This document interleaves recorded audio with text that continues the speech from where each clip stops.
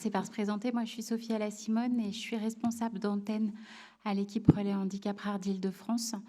Voilà, donc on a découpé les 8 départements en 2 antennes. Donc, je suis en responsabilité sur 4 départements, 91, 94, 77 et 78. Bonjour, je suis Swazik Mingan, je suis pilote de l'équipe Relais Handicap Rare pour le Nord-Ouest, donc la Normandie et les Hauts-de-France. Vaste territoire. Et puis, il y a d'autres représentants des autres équipes relais sur les autres territoires qui se trouvent dans la salle.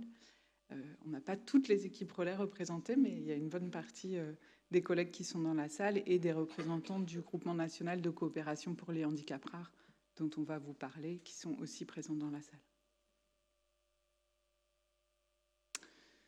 Donc justement, les équipes relais, il y en a partout sur le territoire. Vous allez voir la slide suivante qui vous découpe le territoire métropolitain et les dom-toms.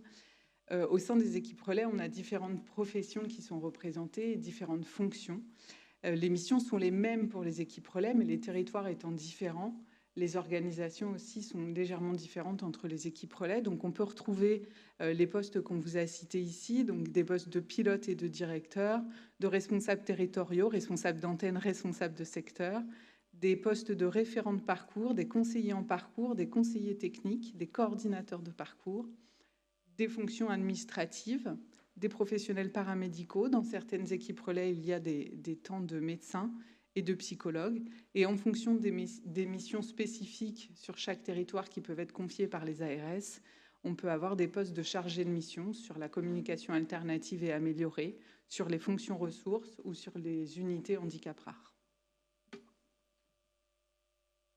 Donc la carte des équipes relais que vous voyez ici, vous pouvez flasher le QR code et ça vous renvoie sur le site du GNCHR où vous avez la carte interactive des équipes relais. Vous pourrez donc retrouver les coordonnées des équipes relais de votre territoire.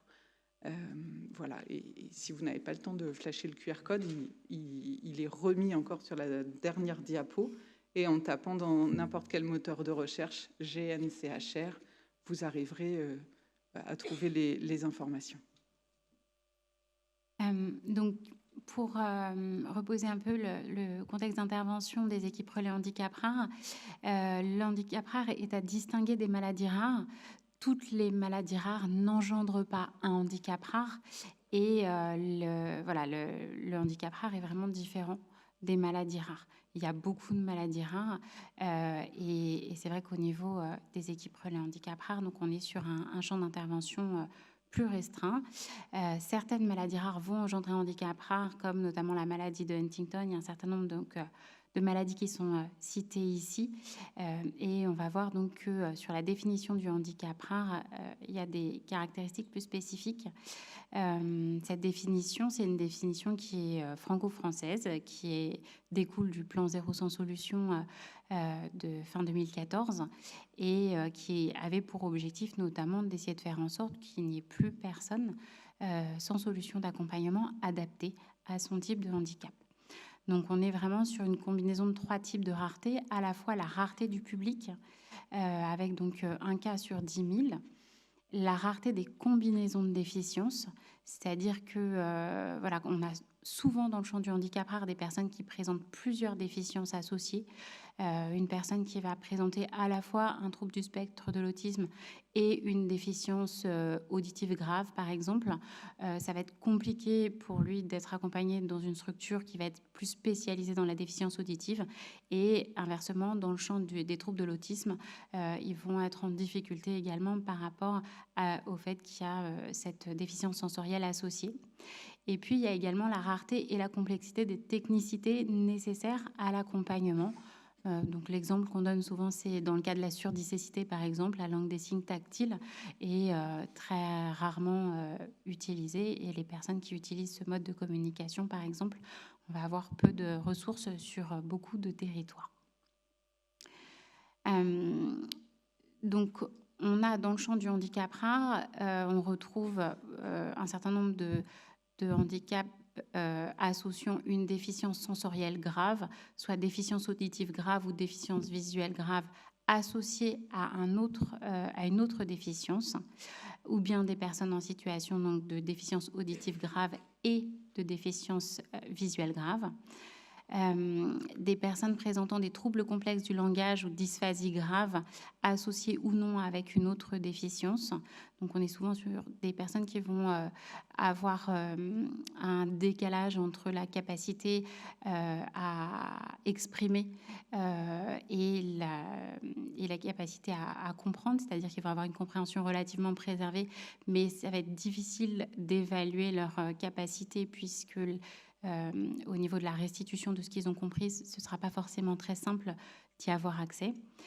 Et ce sont des personnes qui ne vont pas forcément non plus retrouver leur place dans le champ, par exemple, de la surdité ou de la déficience auditive, puisque si parfois ils s'expriment en langue des signes, par exemple, ils ont pour autant la nécessité de pouvoir être avec des personnes communicantes également à l'oral. Et puis, donc, on a aussi l'association d'un certain nombre de déficiences graves et d'affections chroniques graves. Donc, on citait tout à l'heure la maladie de Huntington. Il y a un certain nombre de syndromes comme le syndrome de Prader-Willi, le syndrome de Smith-Magenis, d'Angelman.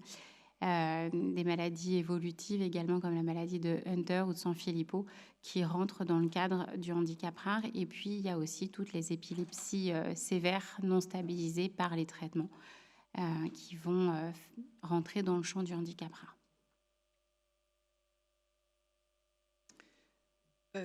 Donc, il y a eu 3 schémas nationaux d'organisation sociale et médico-sociale pour les handicaps rares. Vous avez les 3 bulles avec les dates sous les yeux.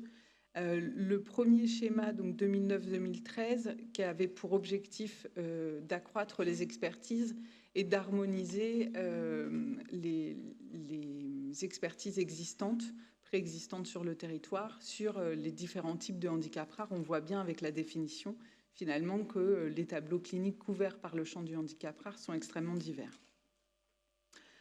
Le deuxième schéma a vu la création des équipes relais handicap rare qui ont pour mission d'articuler à la fois les besoins des territoires et les ressources des territoires avec les expertises nationales.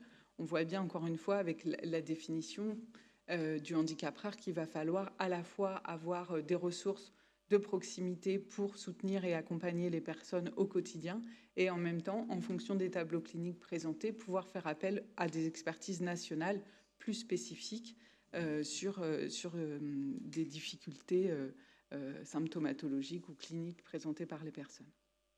Et puis le troisième schéma, peut-être pas le dernier, 2021-2025, qui a pour objectif de consolider les progrès apportés dans l'organisation de l'offre, d'accompagner à la transformation et à l'évolution de l'offre dans le cadre de l'évolution de l'offre médico-sociale, de favoriser les liens toujours entre le médico-social et le sanitaire, mais aussi le champ social, l'accès aux droits communs, reconnaître les situations de handicap rares et favoriser les expertises expérientielles et des expertises d'usage des personnes elles-mêmes.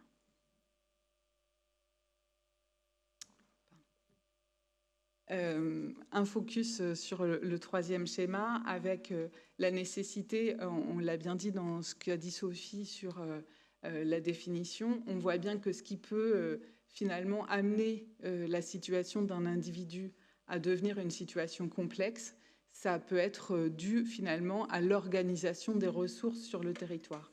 On a aujourd'hui sur le territoire français une organisation médico-sociale en silo, avec des spécificités, des spécialités, à la fois sur les déficiences sensorielles, l'accompagnement des personnes qui présentent ces déficiences sensorielles, d'autres secteurs qui vont être spécialisés sur l'accompagnement des personnes qui vont présenter une déficience motrice ou des troubles du spectre de l'autisme.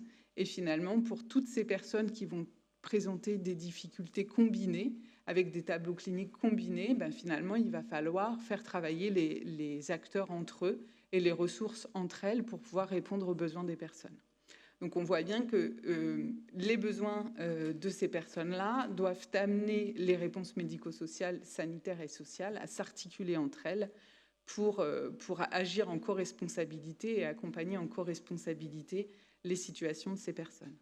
C'est aussi reconnaître les expertises d'usage des personnes et de leurs proches, de laisser plus de place à l'expression des souhaits et des besoins des personnes elles-mêmes et de leurs aidants.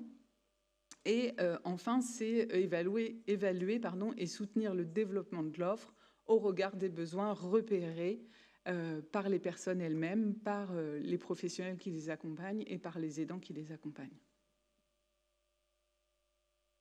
Vous retrouvez sur cette diapo-là, finalement, l'organisation intégrée handicap rare avec différents niveaux d'intervention, un pilotage national des politiques en faveur des handicaps rares par la DGCS et la CNSA, le groupement national de coopération pour les handicaps rares. Alors, il y a beaucoup de sigles, hein, on aime beaucoup. Donc, le groupement national de coopération pour les handicaps rares, GNCHR, c'est le premier carré vert, les 4 centres nationaux de ressources handicap rares qui ont chacun un champ d'expertise.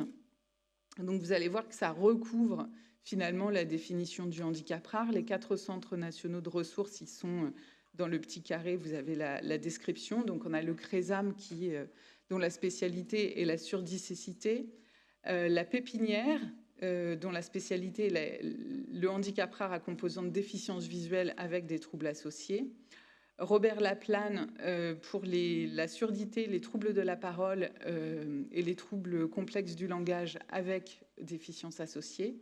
Et Phare, dont la spécialité est le handicap rare à composante épilepsie sévère. Donc on voit bien avec ces 4 champs de spécialité qu'on couvre une partie de la définition du handicap rare que Sophie a décrit tout à l'heure, mais il y a toute une partie de la définition qui n'est pas couverte. Et c'est sur cette partie-là, finalement, que nous avons à travailler avec les filières maladies rares pour tous les autres types de tableaux cliniques. Je reprends ensuite l'organisation intégrée. Après les 4 centres nationaux de ressources, nous avons donc les 13 équipes relais. Donc, je vous renvoie à la carte de tout à l'heure. 13 équipes relais, à la fois sur le territoire métropolitain et sur les DOM-TOM.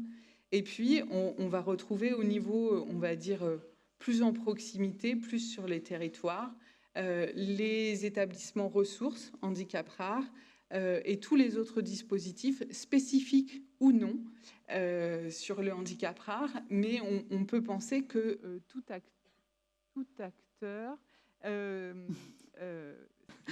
acteur qui est amené à accompagner une personne qui présente un handicap rare, c'est vraiment trop long, développe une expertise. Voilà, donc il n'y a pas forcément nécessité, vous m'entendez bien là encore ? Okay. Il n'y a pas forcément nécessité à être spécialisé dans le handicap rare pour pouvoir accompagner correctement une personne qui présente un handicap rare.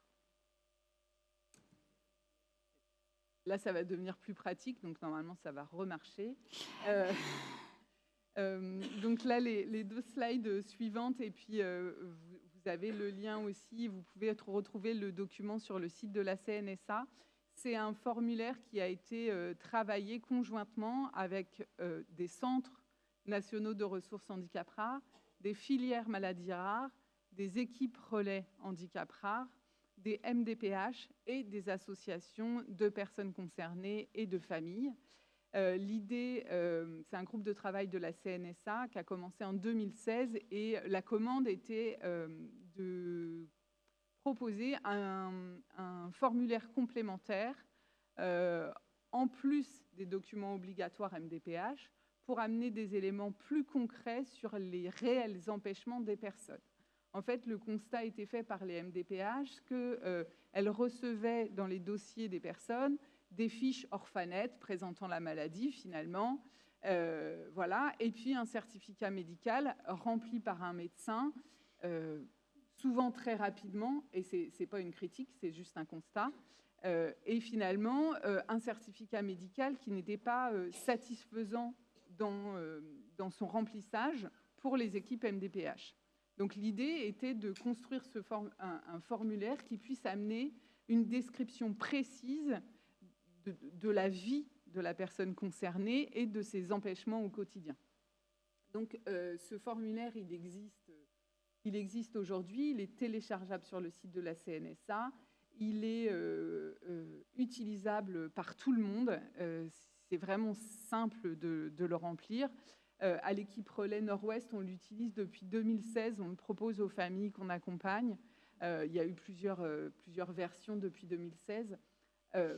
Jamais une famille n'a refusé de le remplir. Très souvent, les familles étaient beaucoup plus motivées à remplir ce formulaire-là plutôt que la grande page blanche projet de vie du formulaire MDPH, qui est souvent bien stressante. Et en fait, à chaque fois que le formulaire a été adressé en MDPH, la compensation octroyée pour la situation donnée était dans tous les cas à la hauteur de ce qui était attendu par la personne ou ses aidants. Et jamais aucune MDPH a refusé le traitement de voilà, ça c'est juste pour illustrer comment se présente le document. Il y a des items, des colonnes, une description du code et donc une signification explicite du code, une croix à faire dans la case, donc il ne faut pas être allergique à la croix dans la case. Et surtout, ce qui est intéressant, c'est que tous les items sont définis avec un glossaire qui est fourni avec le formulaire. Et évidemment, si vous utilisez le formulaire, il faut toujours laisser le glossaire avec le formulaire.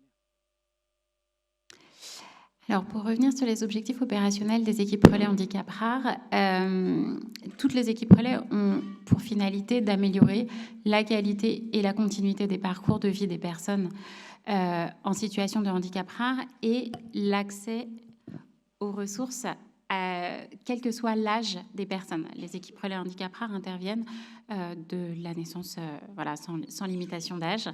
Et donc, avec vraiment cette idée d'éviter les ruptures de parcours, soit de façon préventive ou bien lorsque les personnes sont déjà en rupture d'accompagnement.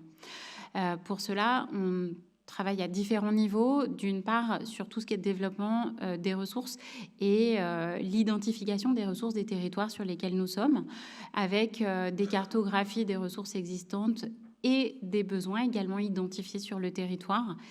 Donc c'est vrai qu'on a les différents professionnels qui sont dans les équipes relais permettent à la fois d'être au plus proche des besoins dans les accompagnements individuels des personnes en allant à la rencontre des personnes et des familles et en même temps par les liens qu'on peut tisser avec les MDPH, avec les structures de nos territoires, identifier également les ressources existantes et quelles vont être les structures ou les professionnels qui vont pouvoir faire un pas de côté pour répondre aux besoins identifiés dans une famille du territoire pour lequel on n'aura pas la ressource qui va exactement correspondre. Donc on est souvent sur le fait de trouver avec qui on va pouvoir travailler pour qu'un pas de côté soit fait et que cette personne ne reste pas sans accompagnement adapté à ses besoins. Donc l'idée, c'est vraiment de participer à l'adaptation de l'offre et au maillage territorial. Donc d'une équipe relais à l'autre, on n'a pas tout exactement le même fonctionnement. Néanmoins, il y a donc des diagnostics partagés qui sont conduits sur un certain nombre de territoires, des ressources et des besoins par thématique. Et puis donc des concertations tactiques et des concertations stratégiques qui sont animées au sein des territoires. En termes d'évaluation et d'appui à l'accompagnement, c'est vrai que les équipes relais ont la possibilité donc d'agir pour favoriser une évaluation la plus proche possible. Donc c'est vraiment en complémentarité avec ce que présentait Swazik, le formulaire CNSA pour les MDPH. L'idée, c'est qu'on puisse vraiment aider à ce que les évaluations qui sont faites par les MDPH, mais aussi dans d'autres contextes, puissent permettre de répondre au mieux aux besoins des personnes. Donc, on agit vraiment pour la co-construction des parcours avec la personne, en étant vraiment à l'écoute et en essayant d'être aussi parfois le porte-parole des personnes et des familles en lien avec les acteurs du territoire dans cette logique aussi et cette dynamique d'autodétermination des personnes. Donc, il y a un certain nombre d'accompagnements également des situations, soit en proximité avec les familles et les personnes, ou bien en proximité avec les professionnels, et souvent c'est complémentaire, pour favoriser le maintien en structure, éviter les risques de rupture de parcours, Donc avec des temps de sensibilisation sur différentes thématiques. Et sur l'Île-de-France, on a également conduit une recherche-action sur l'accompagnement des personnes avec un syndrome de Prader-Willi. Donc c'est également une spécificité, mais c'est important de le souligner parce que ça contribue vraiment à proposer des accompagnements adaptés, à capitaliser aussi les savoirs et les diffuser le plus largement possible. Je vais me permettre de vous couper. Si vous pouvez conclure, Oui, ça permettra de prendre deux questions. Donc, je vais passer directement sur la façon dont on peut nous solliciter. Donc, comme je disais, il n'y a pas de restriction d'âge. Tout le monde peut nous solliciter, en fait. On peut être vraiment, il n'y a pas de durée maximale d'accompagnement non plus. Et donc, on demande un consentement pour les accompagnements individuels. On peut intervenir en soutien aux partenaires sans consentement. Voilà, et tout un chacun peut nous solliciter.